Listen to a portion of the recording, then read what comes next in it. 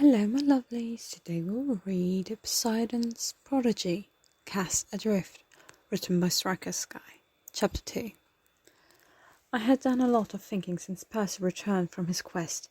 I didn't regret the choice I accidentally made in claiming him. All three of my boys were much happier together than they were apart, and the quest only ensured that.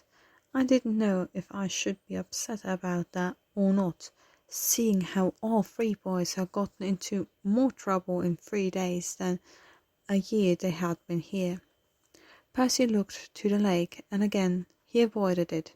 Ever since his father disowned him, he had been frightened to go anywhere near it. Not to mention his gift with the water and healing, he was conflicted about using it, even with my reassurance that Poseidon could never take that part of him away. Giving the lake the birds with childish, but who was he to make my son sad like he had? To say such sickening words to a boy who was upset, to treat him as a mistake, just thinking of it made me angry. So much so that I would storm to Olympus and scream if not for my banishment. Time passed, and while it might take a few more years, soon those harmful words would vanish from Percy's mind. With my thumb and pointer finger under my tongue, I whistled. Percy noticed, and as well as the twins. I pointed at the youngest. When the spot beside me, he got the hint, pouting at himself. I nodded before he began hugging Castor and Pollux. The hug lasted 1, 2, then 5 minutes. Percy wasn't dying, but there was a huge eye roll as he waved to both boys, who just refused to let go. Each step Percy made, he was being dragged back. "Don't go, Percy," Pollux whined. "Percy!" Castor was sniffling and screaming his name like a distressed baby. Percy was the only one happy and smiling. "I'll be back next summer, guys," he promised them both. It seemed like I would have to be the bad guy again. I grabbed Pollux by the back of his shirt and Castor by the arm. "Get to work. We need to plant more food so we have enough for the winter. Get going." I pushed them off. Percy laughed as both boys shuffled off, with tears in their eyes. As the twins reluctantly made their way to the fields, I turned to Percy, who had a mixture of amusement and sympathy in his eyes. A little hard work never hurt anyone. Percy smiled. "I'm going to miss this," he mumbled. I sighed. You can't stay, kid." Percy shook his head. My mom will be waiting for me." I also didn't want the kid to go. I felt as if the time we had together was filled with arguing, then his quest, and now finally it was time for him to go. I already knew his answer. I summoned a Diet Coke to my hand, and Percy surprised me as he took the other, leaning into my side. I asked, "Worried about going home?" I sipped on my drink, deciding not to comment, even as I held Percy's hand just a bit tighter. "No," he told me, clearly as we walked past the cabin. "I miss my mom's blue food," he said fondly, pulling out some old-looking blue candy. "She always made me blue food. It was the first rebellious streak I had ever seen her have with my stepdad. She made everything she could blue. I recalled her smile, her hug. I really missed her, and I want to make sure she's safe." Walking past Harley's pine tree and through the mist to where I saw other campers meeting up with their parents for school and for home, I sat on the bench, Percy sitting on my side, as he looked at each kid run up to their parents, mothers, fathers, siblings. Great thing, I couldn't wait for them to leave. Less trouble. "You'll wait with me?" he asked, surprised. "Not with you. Gotta make sure none of these kids get eaten. It's hard enough making sure they scram off the property." But I'm sure the kid knew I was lying. He leaned his head against my shoulder. Will you teach me stuff next year? What makes you think I want you back next year? I rubbed his hair with my hand. Oh, and teach me how to play that game you play with Kieran that game you and Kieran play. He yawned. I'm gonna miss Castor and Pollux. It's nice having brothers. They're going to miss you too. Might even demand I bring them to visit. That seemed to excite the boy as his eyes lit up. We could go get food, and I could show them around. I could only imagine trying to wrangle not just one boy, but all three all over Manhattan. It would keep me young. He grinned, and the moments passed in a comfortable silence as we watched the reunions unfold before us. The emotions were calming, joy, tears, and laughter, all mingling in the air. It was a scene I witnessed countless times, and yet it never failed to leave an impression. Eventually Percy spoke again, his voice softer this time. Thanks for everything, Dad. Even if you claim not to care, I know you do.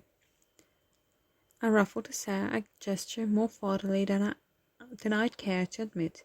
Take care of yourself, Percy, and if you ever need a break from blue food, you know where to find me.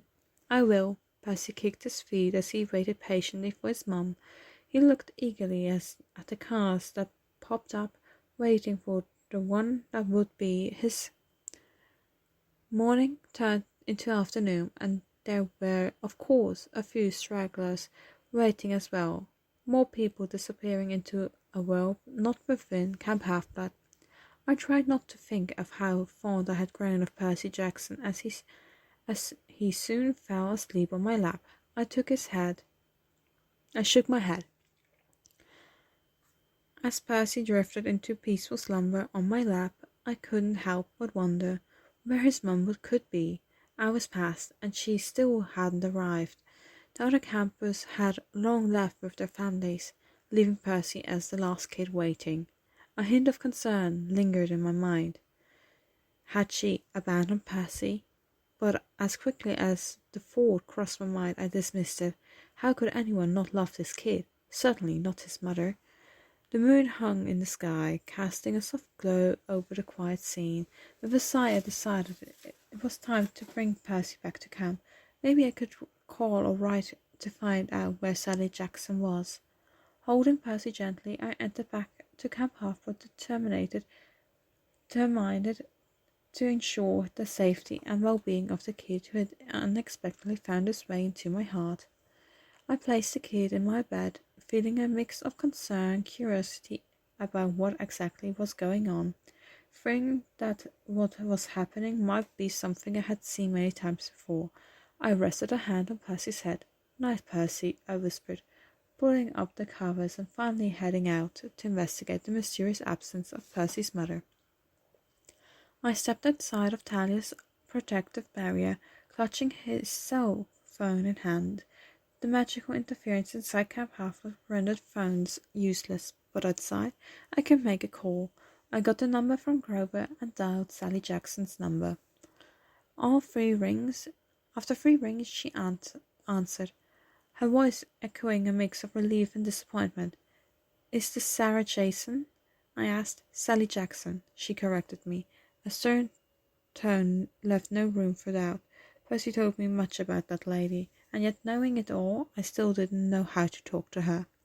"I'm a camp counselor at Camp Half-Blood," I explained. No point in scaring her by saying I'm Dionysus, the god of wine and insanity plus yada yada. Mortals were funny like that. "Oh," was her glum response. It didn't sound like the happy mother Percy always mentioned. Sally's voice on the other end was somber. I don't care for Percy, and I appreciate if you kept him there. I heard from Grover. I know you do an all-year-long thing. But he's your son. Don't you know what he did to save you?" I yelled, pacing and growing more frustrated and red by the moment. Thoughts of the sleeping boy who waited all day for her, who went to the underworld for her, swirled on my mind, yet she seemed ungrateful. I'm aware of what Percy has done, Sally replied, her voice cold and distant. But you don't understand. It's not safe for me if he's here. I can't have him around, putting myself in danger all the time. I clenched my fists, struggling to contain my anger. He's a hero, Sally. He saved your life. Doesn't that count for something? He also attracted too much attention, she retorted. Monsters are after him, and I can't have that endangering our lives. I'm sorry, but he's better off there, wherever that is. I took a breath, trying to maintain composure. You're his mother. You should be proud of him. He deserves more than abandonment. The thought of crushing that boy, father, mother, what else did he have to lose?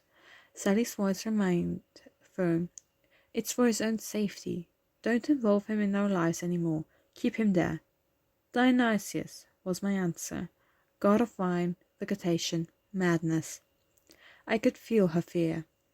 The line went silent, and I was left holding the phone, my anger transforming into a deep sense of sadness for Percy, leaving me seething with frustration and resentment.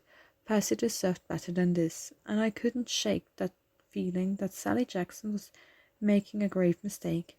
The line went silent, and I was left holding the phone, my anger transforming into a deep sense of sadness for Percy. I walked back to my cabin.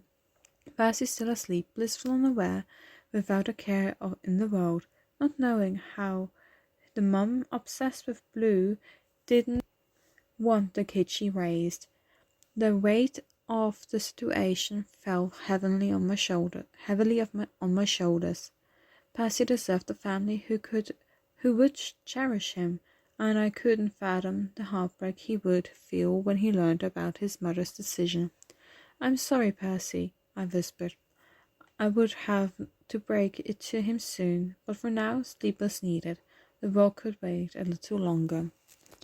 And this was chapter 2. I hope you will find yourself back next week for the next chapter. Bye bye.